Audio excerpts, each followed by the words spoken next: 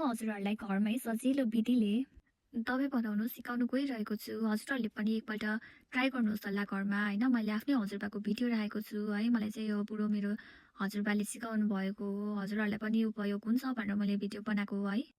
भुँडी दुख्दाखेरि के खानुपर्छ अरे?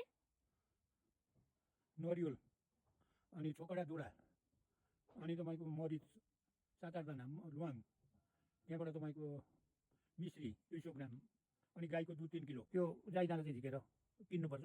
त्यो लोहोरो सिलौटो खोर्सानी हालेको होला, त्यो धोइराख्नु हो। के भन्छ सबै पिनेर चाहिँ दुधमा हाल्नु होइन त? सबै पिन्नुपर्छ, सबै ए ल ल।